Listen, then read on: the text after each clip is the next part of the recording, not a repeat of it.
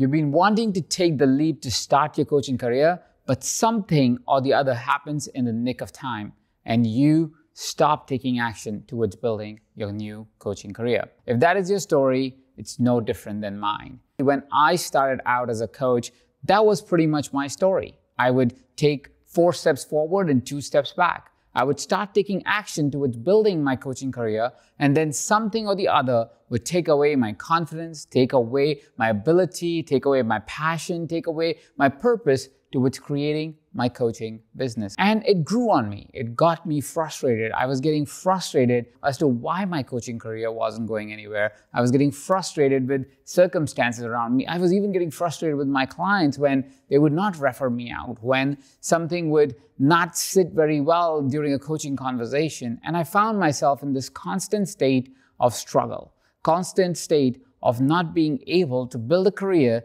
that I truly desired. And as I continued to build my coaching career, I realized that that was a case with anything new that I started.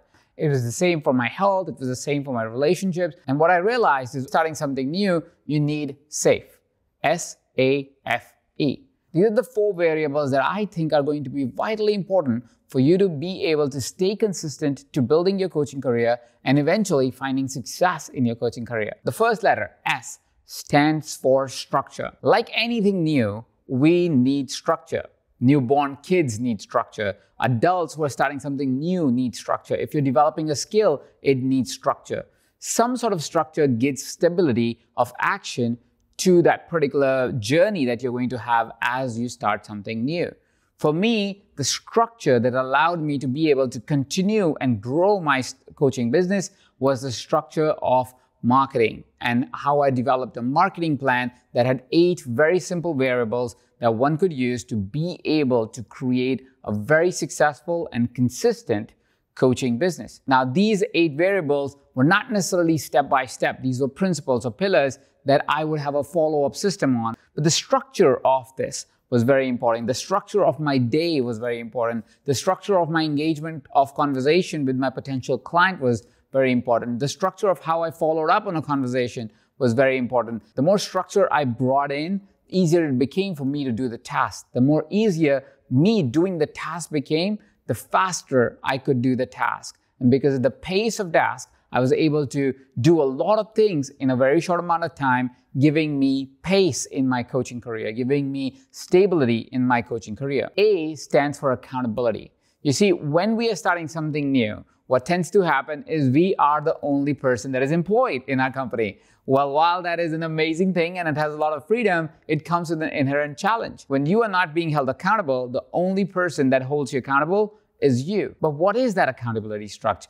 How are you holding yourself accountable? And is this an afterthought, or is it something that you've designed in your business so you have to hold yourself accountable? You see, when you're building a business and you're waiting for somebody else to hold you accountable, or you don't have a system to hold yourself accountable, what tends to happen is you respond to how the day happens. If you're not holding yourself accountable to create a $10,000 month, well, there is no reason for you to create a $10,000 month. If you're not holding yourself accountable to reaching out to 5 clients a day, well, there is no reason for you to reach out to 5 clients a day. When you build an accountability structure, what tends to happen is it guarantees action. It guarantees some sort of thinking that will help you create that action.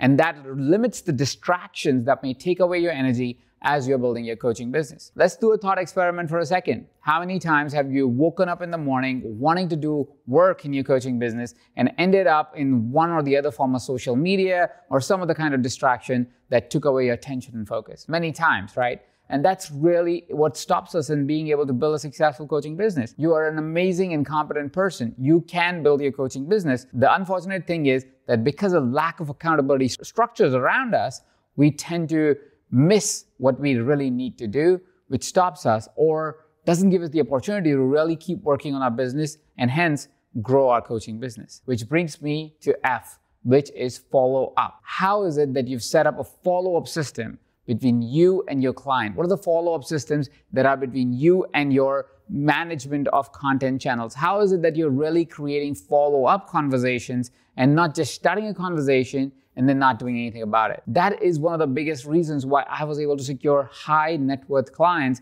that gave me early success in my coaching career. Because a lot of the big contracts or contracts that have high value don't happen overnight. They happen because you commit to your action for about 4, 5, 6 months. That's as long as a client takes to say yes to a more higher value contract. If a contract is worth $30,000, $40,000, $50,000 or even more, sometimes it can take months before a client decides that they're ready to say yes to that particular contract. So what is your follow-up system? How are you following up with your clients? How are you following up with yourself? How are you following up with your education, with your training, with your coaching competencies? Because when you don't have that, what tends to happen is you don't have a system around making sure you become a better coach every single day. You also don't have a system to make sure that you secure your clients every single day. Because if you don't have a follow-up on it, you will be reactive. And when you're reactive, your progress is dependent on what shows up in your world and not because you have designed your life to consistently grow. And lastly, E stands for engagement. Engagement is how you're engaging in life. I'm not talking about engagement on social media. I'm not talking about engagement with your clients, but I'm talking about engagement with yourself. You see, when you're building something new, it's hard. It's difficult. It has too many nuances. It has a lot of uncertainties. It has a lot of really big decisions being made. It has a lot of time before you do your act versus you get the result of that act. And because of all these variables, it can get demotivating, sometimes confusing. Sometimes it may even feel like that it's not going to work out. And because of all of those reasons, it may be that you will give up on your dream even faster than you need to. Even if it is working a little bit, you might think it is not working. And that is why you need to set up an engagement protocol with yourself. How are you going to reward yourself for just doing the act that you decided you're going to do? If you decided, I'm going to reach out to 20 people this month, what is the reward that you're going to give to yourself? How are you going to engage yourself in that conversation, reward yourself in that conversation? Would you be treated to a long walk, long leisurely walk, just because you had a really great day? Would you treat yourself to your favorite restaurant if you had a really good day today? Is there a way you can reward your body, your soul, your mind, your spirit, or something so you can feel that as you took action towards creating your dream, as you create results toward creating your dream, your life is also engaging back with you?